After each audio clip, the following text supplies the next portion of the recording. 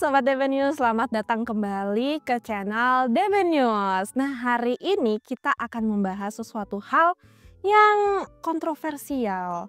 Ya, bisa dibilang insiden ini bisa sangat mengkhawatirkan dan jujur membuat saya prihatin sih.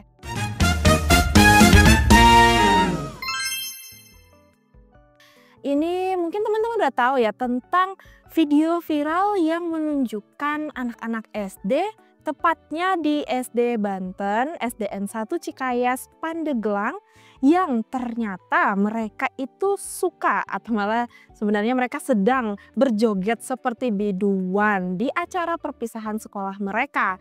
Dan yang lebih mengejutkan, seorang anak SD udah nari seperti biduan, mereka juga dapat saweran. Nah, maksudnya joget-joget kayak gimana sih? Yuk kita lihat bareng-bareng. Kalau pertama ini sih ya fine-fine aja ya, karena ya seperti anak-anak SD joget-joget biasa, kita juga joget-joget biasa gitu ya. Masih oke lah, bisa dibilang tradisional. Tapi apa sih yang bikin mencengangkan? Astaga. Emang boleh anak SD segini banget nih jogetnya? Sumpah.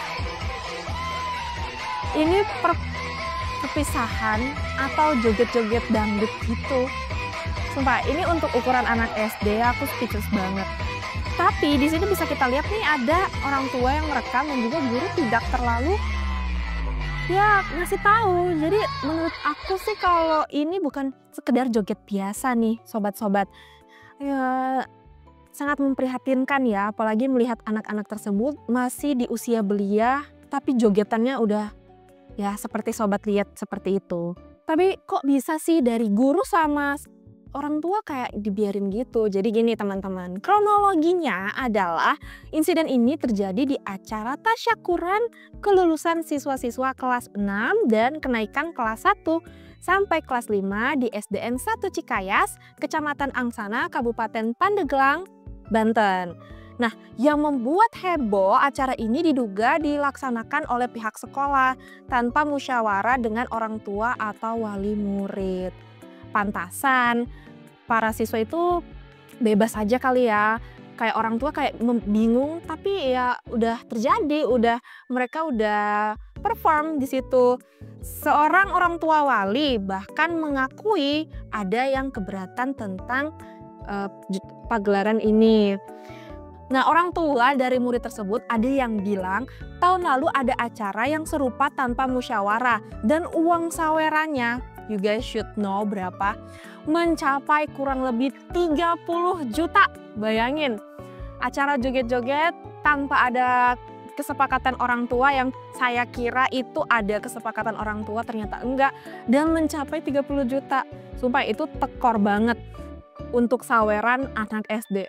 Saweran untuk anak SD itu pun nggak masuk akal banget nggak sih? Nah, angka ini jadi sangat besar dan menimbulkan banyak pertanyaan. Ketika Ketua PGRI Angsana Bapak Rosat dimintai keterangan, jawabannya hanya ngobrol saja Pak dengan kepala sekolahnya supaya kerjasama yang baik. Duh, berarti tuh kayak ya gimana menurut kalian?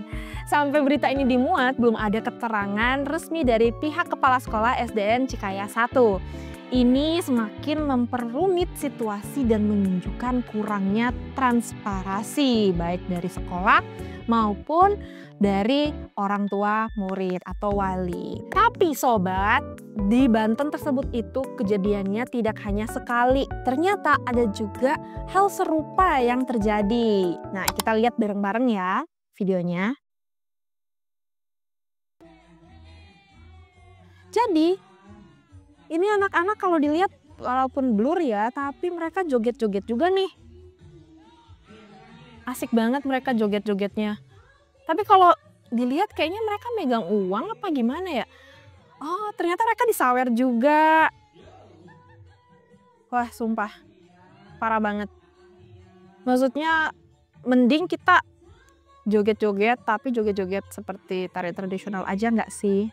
Kalau seperti ini menurut kita atau saya itu sangatlah tidak baik, tidak etis ya untuk anak SD.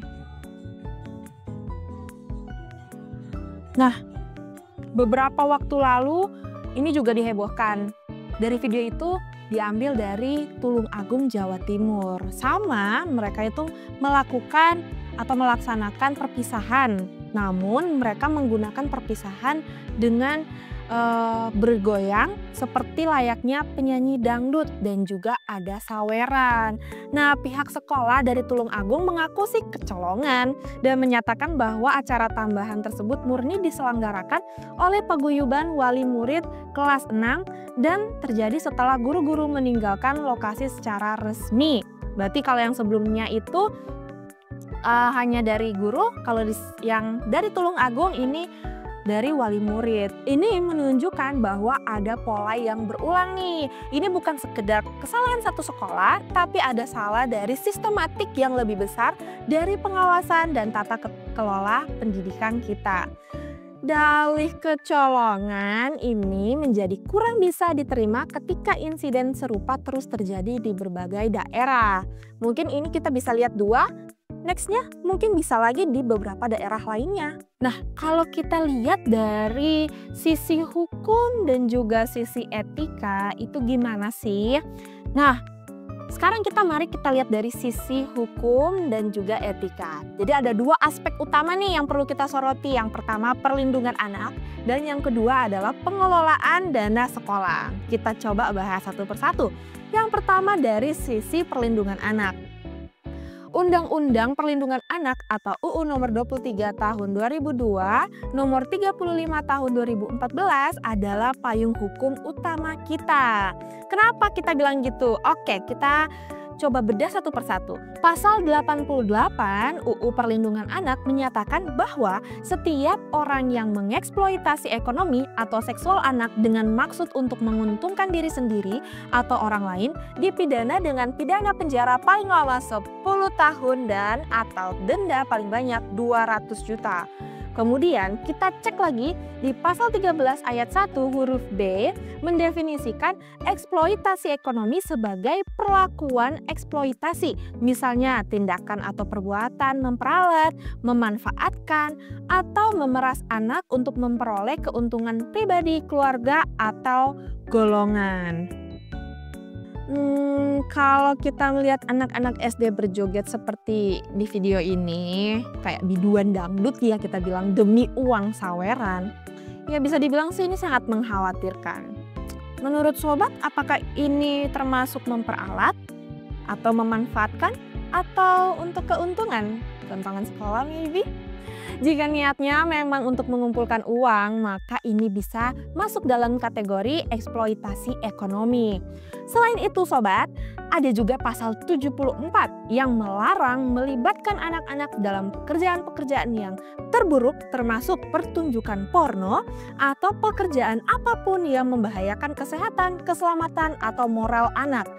Pertanyaannya, apakah gaya joget seperti biduan dangdut ini, apalagi di usia SD, ini membahayakan moral anak-anak?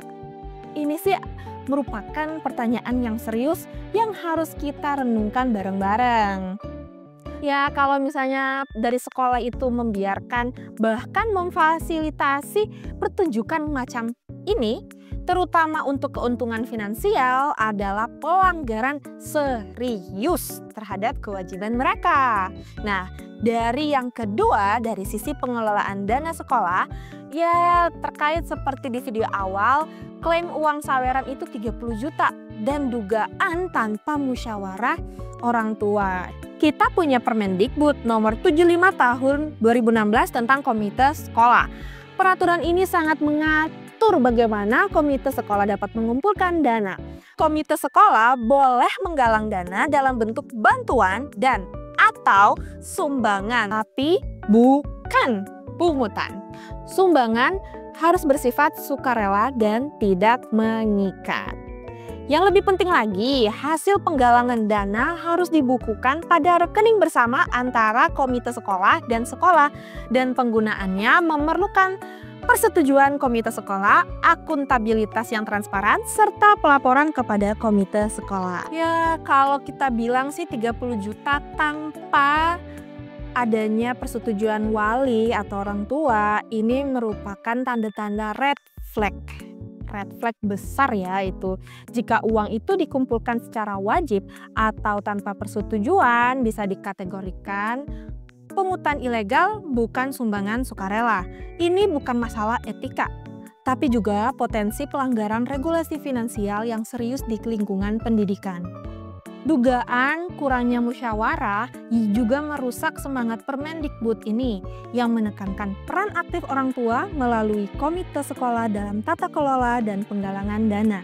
Ini mengikis kepercayaan antara sekolah dan juga wali murid. Ya, tentu saja insiden ini memiliki dampak jangka panjang yang serius. Bagi anak-anak, mereka bisa dapat dampak psikologis dan juga sosial.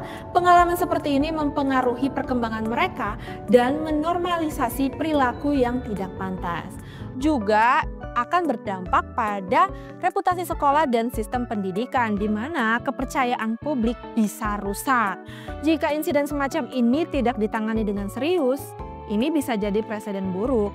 Jadi, apa yang harus kita lakukan? Untuk orang tua nih, ayo catat sobat-sobat orang tua. Jangan ragu untuk berpartisipasi aktif dalam komite sekolah. Juga turut transparansi dalam pengelolaan dana dan kegiatan sekolah. Yang ketiga, bisa juga laporkan pelanggaran kepada Dinas Pendidikan atau Komisi Perlindungan Anak Indonesia atau KPAI jika ada insiden eksploitasi atau penyimpangan. Nah, untuk sekolah perlu ada pedoman yang jelas untuk setiap acara sekolah. Juga pengawasan harus lebih ketat. Dan yang terpenting, prioritaskan kesejahteraan anak di atas keuntungan finansial. Dan juga tidak kalah penting juga untuk pemerintah dan otoritas terkait. Penegakan hukum terhadap UU Perlindungan Anak dan Permendikbud nomor 75 tahun 2016 harus lebih tegas. Perlu ada pemantauan proaktif agar insiden serupa tidak terulang. Oke. Teman-teman, sobat-sobat, video ini bukan untuk menghakimi individu ya, tapi untuk memicu diskusi yang konstruktif dan mendorong perubahan yang positif. Kita semua tentu saja mempunyai peran dalam menciptakan lingkungan pendidikan yang aman dan juga bermanfaat bagi anak-anak kita maupun sobat-sobat yang belum nikah untuk anak-anak kita kelak.